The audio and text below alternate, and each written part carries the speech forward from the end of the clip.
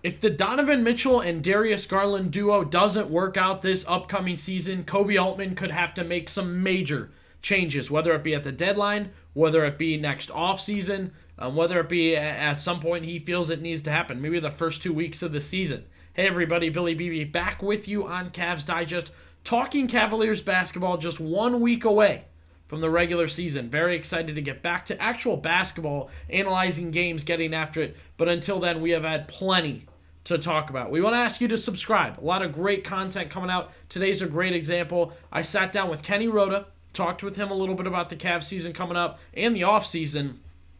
Kenny's a longtime Cleveland media member. He's courtside back in the day with his press pass covering Michael Jordan and the Cavs. Into the LeBron era, at games, at the finals, all four of those finals, covering games. And then, of course, now, just with me at Media Day, a Buckeyes guy, Browns guy, Cavs guy, has been for years. He's been to some of the biggest games, interviewed some of the biggest names in Cleveland. So this was a guy I wanted to talk to going into the season. I know he loves the Cavs. So content like this will be coming out. I sat down with him for a half hour. I'm going to break those clips up, so we'll have plenty of videos to kind of go off of and reactions from him to talk about. So be sure to subscribe. Drop down in the comments. Disagree with me. Disagree with Kenny. Let him know what you think about what he said, what he's kind of learned and seen around with the Cavs as of late. But big thing here going on with the Cavaliers as they head into the season, and it's a topic I wanted to discuss, a topic I wanted to get into with Kenny, and it is that backcourt of Darius Garland and Donovan Mitchell. Does it work? Can it work? What are the thoughts headed into the season as far as what has to happen for them to stay together? Who's the main man? I feel like that's easy to know and see, but hey, some people debate it.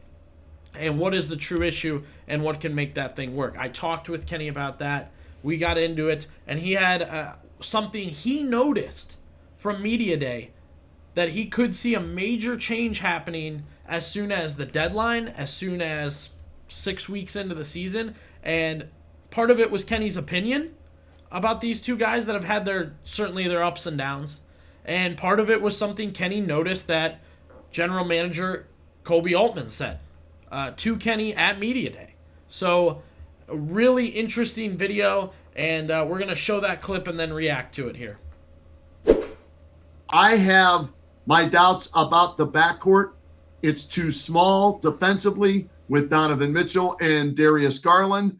I don't think they mesh. If there's another name that we'll throw out at the trading deadline, if this is not working, Billy, it's going to be Darius Garland. You're not getting rid of Donovan Mitchell, okay? Right. No, and the reason I bring that up, and I went back and listened to our interview we did on the Kenny and JT show on WHBC with Koby Altman.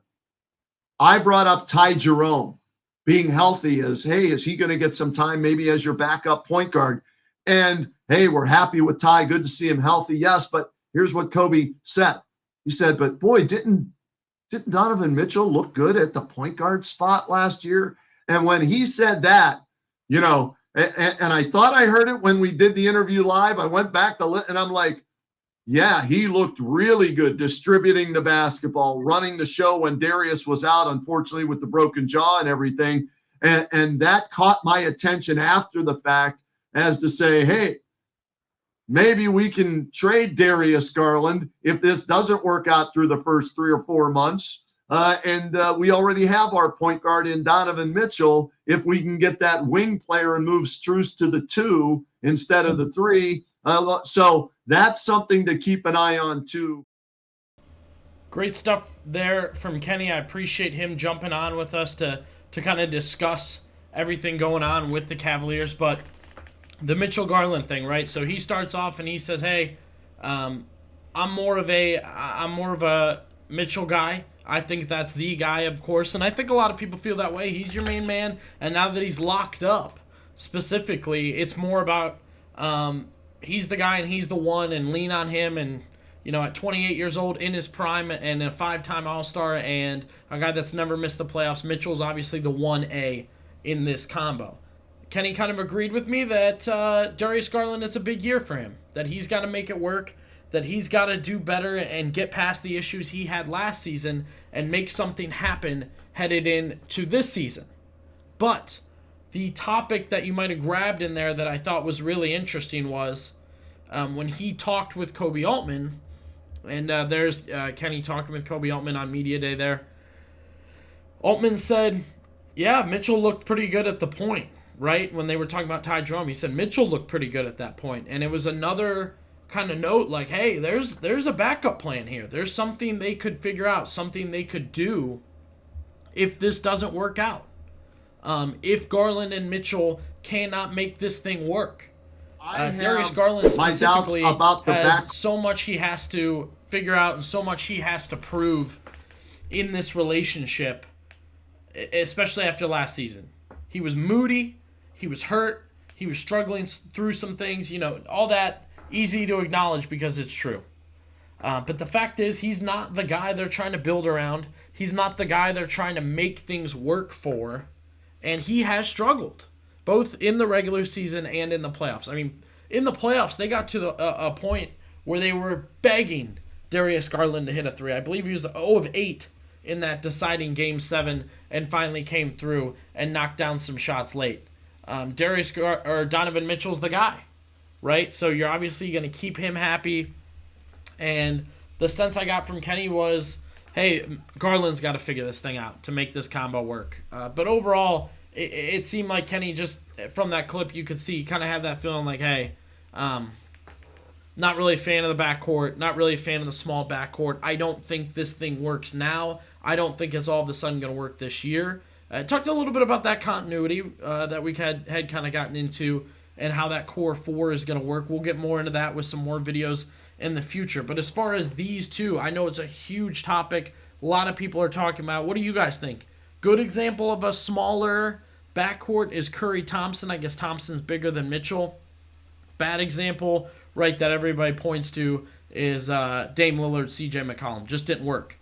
They peaked and went to the Western Conference Finals. That was their best. So,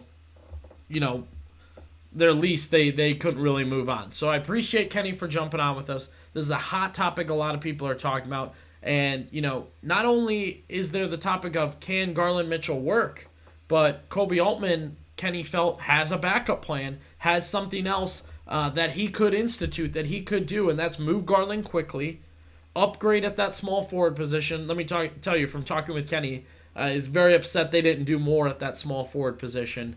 But especially he feels Garland is good trade bait, and if he can't make things work, and he said it is on Garland to make things work, then things are going to change very, very quickly. Drop down into the comments. What do you think? Is this a pair that needs to be kept together?